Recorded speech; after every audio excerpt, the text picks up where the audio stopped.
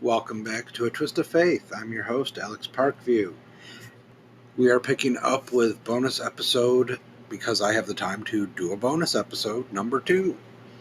We're going to continue our look at the Book of Lucifer, the Enlightenment, and we're picking up on the subsection of that called Love and Hate. So just bear with me here. We're going to cover that love and hate.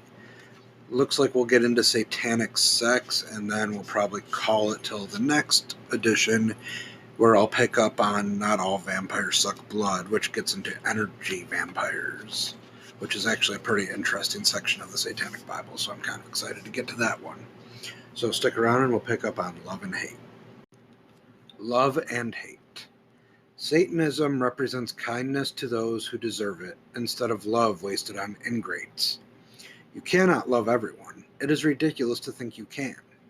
If you love everyone and everything, you lose your natural powers of selection and wind up being a pretty poor judge of character and quality. If anything is used too freely, it loses its true meaning. Therefore, the Satanist believes you should love strongly and completely those who deserve your love, but never turn the other cheek to your enemy. Love is one of the most intense emotions felt by man. The other is hate. Forcing yourself to feel indiscriminate love is very unnatural. If you try to love everyone, you only lessen your feelings for those who deserve your love. Repressed hatred can lead to many physical and emotional ailments. By learning to release your hatred towards those who deserve it, you cleanse yourself of these malignant emotions and need not take your pent-up hatred out on your loved ones. There has never been a great love movement in the history of the world that hasn't wound up killing countless numbers of people, we must assume, to prove how much they loved them. Every hypocrite who ever walked the earth has had pockets bulging with love. Every farcical religionist claims to love his enemies, even though, when wronged, he consoles himself by thinking God will punish them. Instead of admitting to themselves that they are capable of hating their foes and treating them in the manner they deserve, they say, "There but for the grace of God go I," and pray for them. Why should we humiliate and lower ourselves by drawing such inaccurate comparisons? Satanism has been thought of as being synonymous with cruelty and brutality. This is so only because people are afraid to face the truth. And the truth is that human beings are not all benign or all loving. Just because the Satanist admits he is capable of both love and hate, he is considered hateful. On the contrary, because he is able to give vent to his hatred through ritualized expression, he is far more capable of love, the deepest kind of love. By honestly recognizing and admitting to both the hate and the love that he feels, there is no confusing one emotion with the other. Without being able to experience one of these emotions, you cannot fully experience the other. Now, as far as passages go, that's it. This one's pretty short, but lots to unwrap in that. He talks about being able to feel both love and hate. I mean, how many times do you hear me say it just in this podcast? I hate people, but I love individuals. I differentiate. I hate hive mind, groupthink, clusterfuck. I can't stand it when people just stop being themselves and try to blend into a group of something else. Probably why I'm so anti-organized religion, like in the church aspect, as I've previously discussed. In that regard, I guess I fall into Satanism because I am very comfortable expressing my hatred. He talks about all these people that claim to love their enemies, but then they're silently sitting in their little corners. Oh, God will punish them. There but for the grace of God quiet. Judgment is mine. I will repay it, saith the Lord. Oh, karma is going to get them. How many people out there? Karma, karma, karma. Oh, bitch going to get her karma. What? People say they love people, but they secretly wish for their downfall. Don't ever turn your back on somebody that you think is a friend, because chances are you'll find a knife in your back. It's how people are. Two-faced assholes. It's just a way of life at this point, honestly. Anybody that this doesn't apply to is either sheltered or lucky. I mean, there are people worthy of love. Like I said, there are great, great dear friends of mine, one of whom is responsible for the making of this podcast. My muse, my inspiration, if you will, the one who told me, hey, you should start a podcast. It took me about a month to cop to it, but I did it, and I'm here. It's going all right so far. Love the hell out of her. Love the hell out of a lot of people that I consider family or friends. Hate a lot of other motherfuckers. Do I wish for their downfalls? No, because I openly admit I hate them. But I'm not going to let them live rent-free in my head either. Fuck them. I don't care about them. That's the beauty of hate. If you hate somebody, you don't care about them. Bye, you're done. How can you just stop caring? Blink like that, bitch. Get out. It's that easy. You just have to know the difference between who's worthy of love, who's worthy of hate. Don't secretly wish ill on people. Just cut them the fuck out of your life and save yourself the stress. Love is love. Love is beautiful. Hate is hate. Hate is beautiful as long as it is used properly and not as an actualizing for some bullshit rhetoric to make you feel better about yourself or any of these fucking people that are out there like playing race wars and all that shit. There is no superiority. If you hate somebody, you hate them. You cop to it as an individual. You don't fucking group think and get involved with all the drama and the bullshit. The only time somebody's worthy of your hate is me when I say I hate everyone is the example I use. Or there's people like if you meet and they wrong you. Like if you're one of those people that's air quotes normal and not like me, you really probably don't have a reason to hate people as greatly as I do. I mean, if I'm being honest, I probably don't have a reason, but I choose to. So if you want to convince me to love you, be my guest. The chances are slim, but it's worth a shot, I guess. Like there's not really a lot of diving in on that, but it is what it is. You have to be able to know what hate is to know what love is. And then there's the different levels of love. There's familial love, there's platonic love, there's like marital love, there's physical love. Like you can use your imagination, fill in the blanks, a quick search, familial, family, platonic, friends, the lust, obviously physical, obvious. Like I'm not speaking Greek here, people. So figure it out for yourself. Just admit that you don't love everybody, because if you do, you're just going to be one of those fucking creepy ass children of the corn looking motherfuckers. It's just kind of like the hills have eyes. I know what you did last summer. What the fuck? Just some people are worthy of hate. Accept it, admit it, move on. And we're going to be taking a look at satanic sex, which is a bit longer and expounds upon some of that quite a bit. Satanic sex. Much controversy has arisen over the satanic views of free love.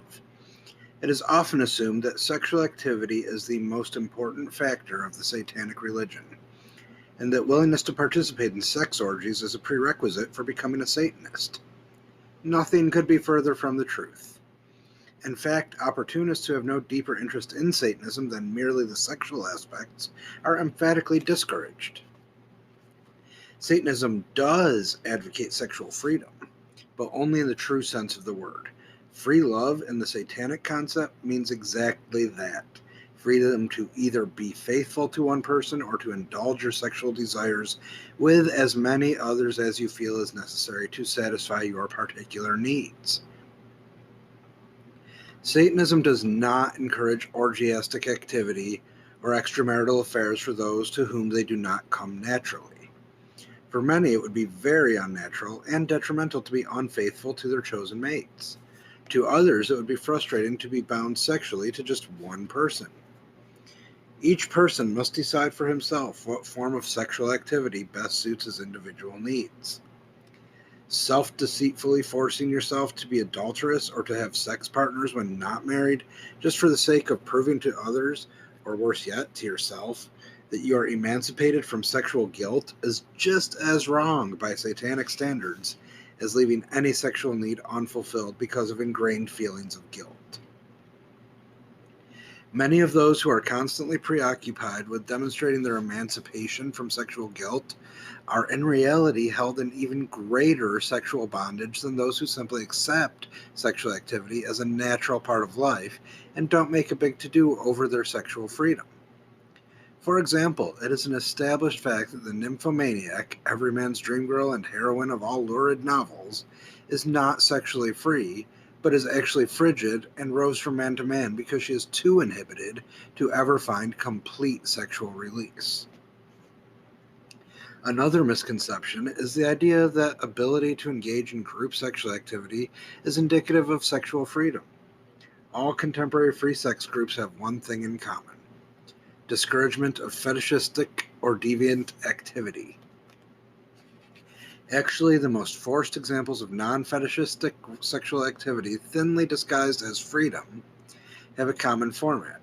Each of the participants in an orgy removes all clothing, following the example set forth by one, and mechanically fornicate. Fuck, for those of you who don't speak Satanism terms.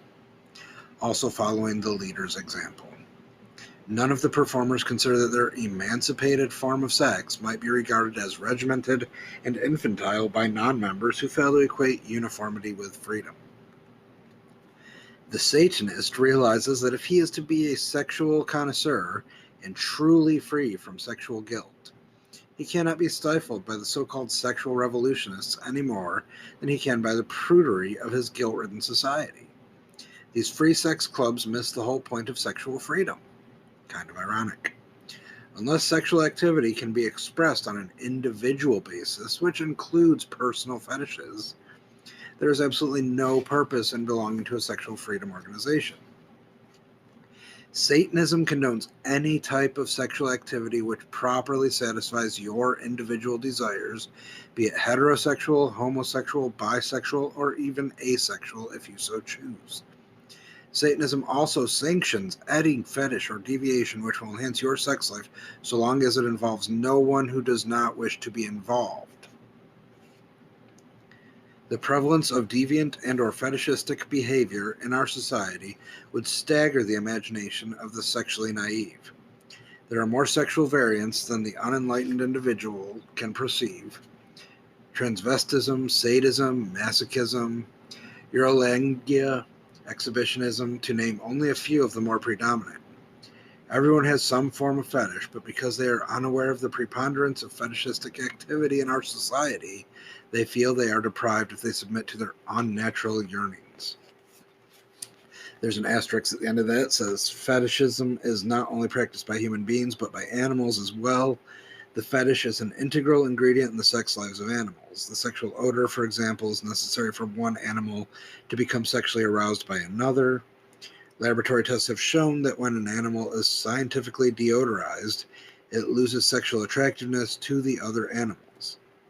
The stimulation provided by sexual odor is also enjoyed by man, although he will often deny it. There's more to this chapter, but I just want to touch back real quick on a very crucial part of this, because everyone associates Satanism with evil and all this shit in society. And like I said, I'm not endorsing, I'm not judging, I'm not whatever. I'm just explaining, all right? But this is crucial, because you can't sit there and say that Satanists are evil, air quotes around that, like in the fuck you, you're going to die and go to hell shit, because they say right here, they sanction any fetish or deviation which enhances your sex life, so long as it involves no one who does not wish to be involved. And that one fucking sentence slash paragraph slash whatever, they're basically condemning the rapists, the fucking forceful acts, the sexual abuser, the misogynistic, the narcissistic, anybody that does not want to be involved. So if you have to force physically, emotionally, intellectually, anybody to do anything, then you're scum even in the eyes of a Satanist, for fuck's sake. The dark nature of man that worships himself as a god, wants nothing to do with the rules and all that shit associated with like all the actual religions like Christianity, says don't you dare fucking involve somebody in any sexual activity unless they want to be involved. Now, that's not to say you can't like talk to somebody, have a conversation, but if they say they're not interested, no fucking means no. Like, derp. All right, moving on. Just had to stress that point because even in Satanism, fuck, no.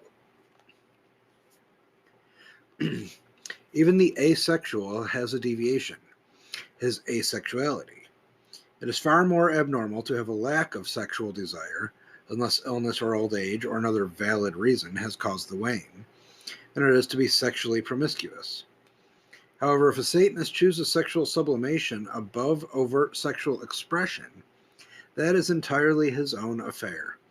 In many cases of sexual sublimation, or asexuality, any attempt to emancipate himself sexually would prove devastating to the asexual. Asexuals are invariably sexually sublimated by their jobs or hobbies. All the energy and driving interest which would normally be devoted to sexual activity is channeled into other pastimes or into their chosen occupations. If a person favors other interests over sexual activity, it is his right, and no one is justified in condemning him for it. However, the person should at least recognize the fact that this is a sexual sublimation. Because of lack of opportunity for expression, many secret sexual desires never progress beyond the fantasy stage. Lack of release often leads to compulsion, and therefore a great number of people devise undetectable methods of giving vent to their urges. Just because most fetishistic activity is not outwardly apparent, the sexually unsophisticated should not delude himself into thinking it does not exist. To cite examples of the ingenious techniques used, the male transvestite will indulge in his fetish by wearing feminine undergarments while going about his daily activities. Or the masochistic woman might wear a rubber girdle several sizes too small so she may derive sexual pleasure from her fetishistic discomfort throughout the day, with no one the wiser. These illustrations are far tamer and more prevalent examples than others which could have been given. Satanism encourages any form of sexual expression you may desire, so long as it hurts no one else. I know I just went off on this tangent, but there it is again. Like, it's so important they mention it more than once. So long as it hurts no one else. No means no. Don't be a fucking manipulative dickbag just to get sex. If you can't get sex, male, female, fucking gender neutral, whatever your chosen sexuality identification, if you can't get sex on your own accord and get people to actually agree to have sex with you, leave them the fuck alone. So long as it hurts no one else. This is the, quote, evilest of the religions. And it's telling you that if you can't fucking get consent, to go fuck yourself. Literally, apparently. This statement must be qualified to avoid misinterpretation. By not hurting another, this does not include the unintentional hurt felt by those who might not agree with your views on sex because of their anxieties regarding sexual morality. Naturally, you should avoid offending others who mean a great deal to you, such as prudish friends and relatives. However, if you earnestly endeavor to escape hurting them, and despite your efforts they accidentally find out, you cannot be held responsible, and therefore should feel no guilt as a result of either your sexual convictions or their being hurt because of those convictions. If you are in constant fear of offending the prudish by your attitude toward sex, then there is no sense in trying to emancipate yourself from sexual guilt. However, no purpose is served by flaunting your permissiveness. The other exception to the rule regards dealings with masochists. A masochist derives pleasure from being hurt, so denying the masochist his pleasure through pain hurts him just as much as actual physical pain hurts the non-masochist. The story of the truly cruel sadist illustrates this point. The masochist says to the sadist, "Beat me," to which the merciless sadist replies, "No." If a person wants to be hurt and enjoys suffering, then there is no reason not to indulge him in his want. The term sadist, in popular usage, describes one who obtains pleasure from indiscriminate brutality. Actually, though, a true sadist is selective.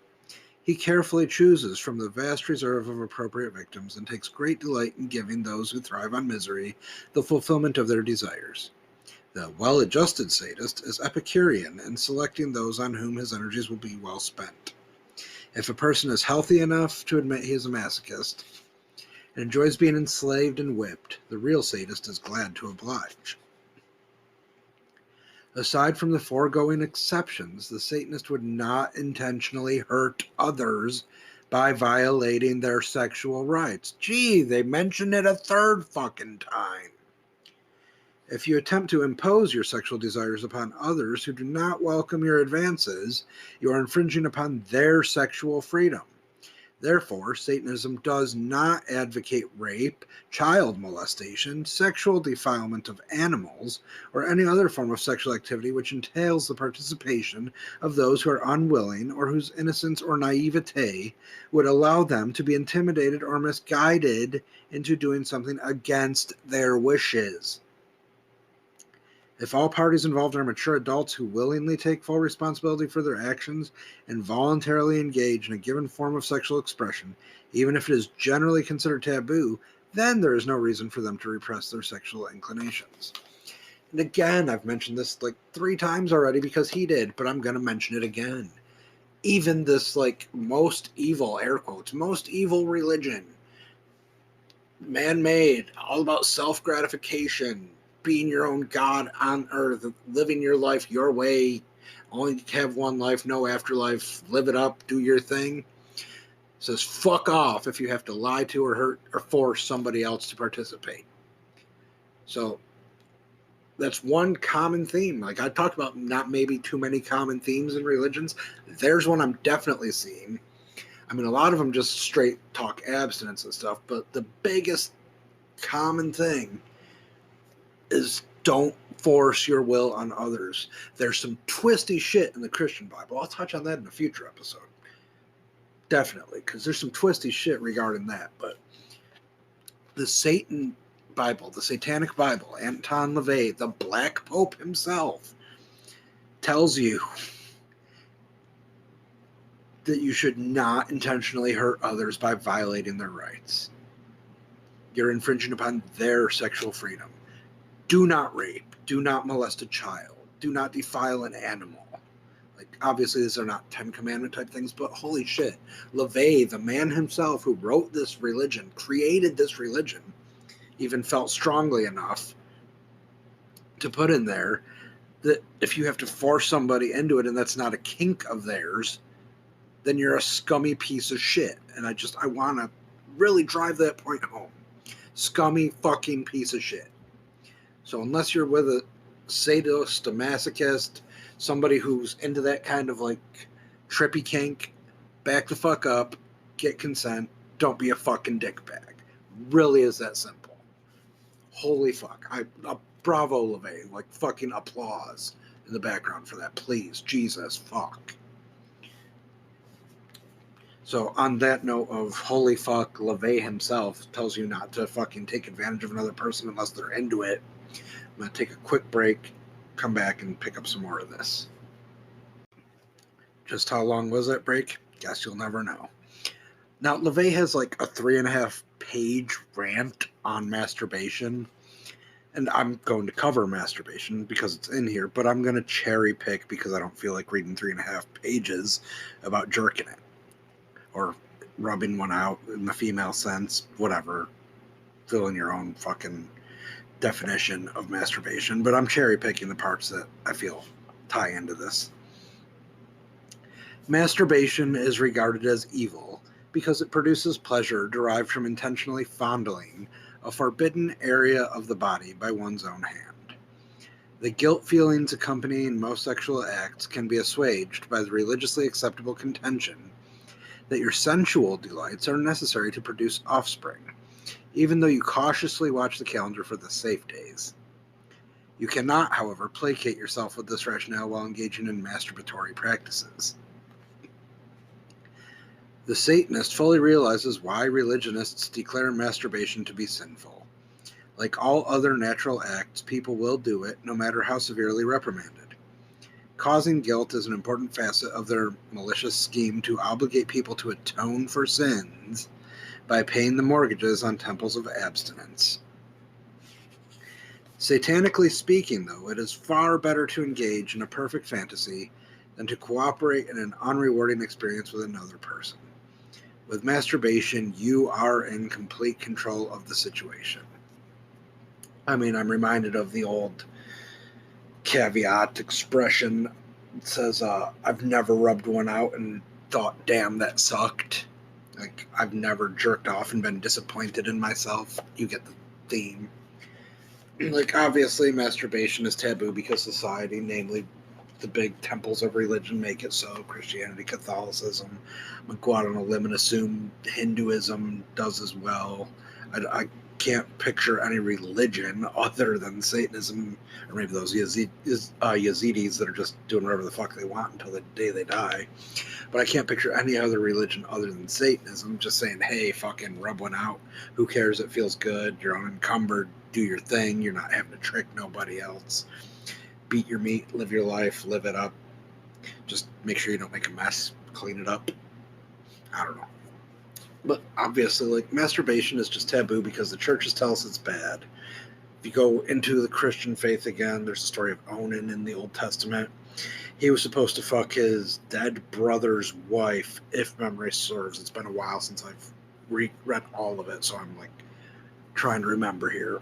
But he was supposed to fuck his dead brother's wife to conceive a child, but rather than going through with the actual ejaculation, he pulls out and spills his seed. And that's led to a lot of like false caveats from followers of the faith.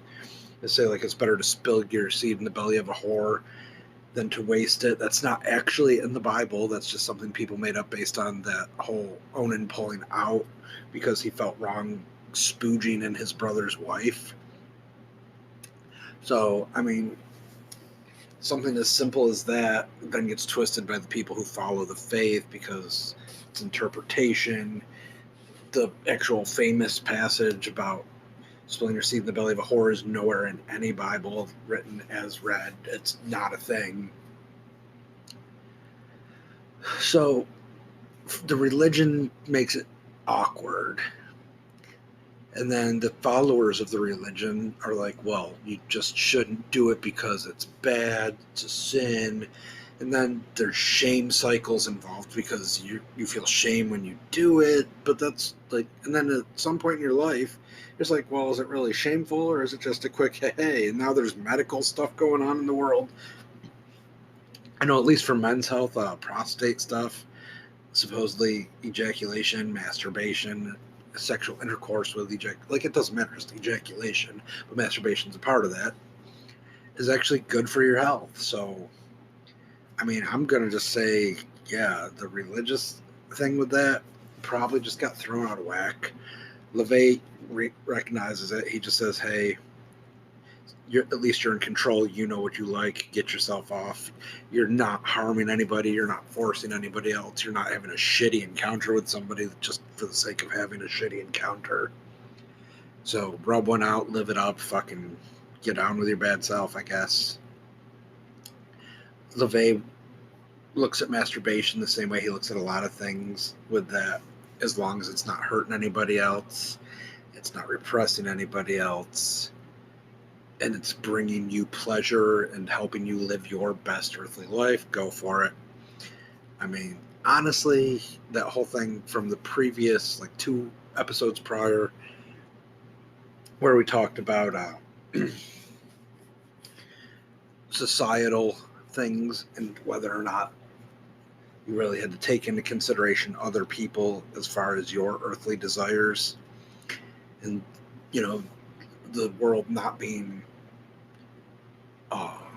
infallible, and the whole thing with as you hold it on earth, I'll hold it in heaven with God. It's just, like, in that sense of it, and this is just me tying into that, I'm pretty sure by those standards of those religions that are trying to change the word and make it match up in heaven, I'm pretty sure they realize that masturbation isn't that big a deal. I mean, fuck. I'm willing to bet that conservative estimate 80% of the population masturbates and the other 20% lies. Yeah, that seems fair. 80% masturbate, the other 20% lie. So, I mean, again, you're not hurting anybody else. It's a pleasure thing. There's medical stuff to support it these days. If you feel the urge to fucking tug one out, go for it, ladies. Double click your mouse. Do what you need to do. You're not hurting nobody else. There ain't no shame in it. It's a normal part of life. Are you part of the 80 that does it or part of the 20 that lies about it? I guess that's really all I got on that. Quick conclusion upcoming, and then I'll see you on the next episode. It shouldn't really be a big surprise that I'm going to start my conclusion by once again harping on that point. Do not rape people. Do not molest children. Do not do disgusting things to animals. If Anton LaVey, the Black Pope, can get behind the concept of sexual freedom and right to sexual privilege and choice, then none of you have any fucking excuse, because this man talks about everything that is opposite of the quote right-hand path and the religious norms of the world. So if this guy is telling you that you're fucked if you do it, chances are you're fucked if you do it. I'm repeating it. I'm stressing it. I feel like it's that important to mention it again. Kind of falls in line with my whole don't be a shitty human thing. But hey, what the fuck do I know? I'm just some guy doing a podcast. So all that aside, we've talked about knowing the difference between love and hate and realizing that loving everybody is impractical. You have to know who you hate in order to be able to know who you love and to feel that love as strongly as you should be able to. You should not fall victim to sexual taboos, sexual judgment from other people. You should embrace your own sexuality so long as you don't harm anyone else in doing so, unless that's their kink. And if you are a masturbatory person, one of the 80% that does it and not one of the 20% that lies, then go for it, because all you're doing is keeping yourself in check, keeping yourself balanced, mellow, and happy. I'm sure there's Sexaholics Anonymous, but there's some sort of repression going on there based on LaVey's teachings. And that's what this is. It's about LaVey's teachings about love, hate, sex, and masturbation. Nothing is really taboo except for forcing yourself sexually on another person. That's the big takeaway from this. In satanic sex / masturbation, you can do whatever the fuck you want except impede on somebody else's sexual rights and bodily autonomy. So thank you. I never thought I'd straight just be thanking him, but thank you, Anton LaVey, the Black Pope, for being a better human being than some fucking people that are out there just doing disgusting shit that need to fry for it, at least in my opinion. But hey, I'm just one guy. This has been A Twist of Faith. I'm Alex Parkview, and our next installment will be recorded at some point tomorrow when we get into the fun topic of energy vampires. If you have any questions for me, you can email me, reach out, twistoffaithpodcast@gmail.com, all one word. You can leave notes here. We're on YouTube. Once I get the videos transcribed over to YouTube, you can comment there, get in conversations, ask questions. I'm all about it. Love mail, hate mail correspondence, again, goes to twistoffaithpodcast@gmail.com. Please remember to like, subscribe, rate, share. We're about halfway-ish through the Satanic Bible. Once we finish that up, I've got a whole little air quotes schedule kind of pending in my head of what we're going to do. So stick around. Hopefully you guys learned something. Hopefully you can relate to what I talk about. And again, remember, I'm not trying to endorse a religion. I'm doing the Satanic Bible thing, so that's all I'm talking about for this stretch of episodes. But there's going to be other ones. I got the Holy fucking Bible. I'll do bits and pieces of the Christian Bible and how they can be related to everyday life. I've got all kinds of shit running around in my head. So if this isn't your cup of tea, stick around, because we're going to be covering a lot more stuff. I just want to keep it in some semblance of order. But again, A Twist of Faith. I'm Alex Parkview. Peace out, people.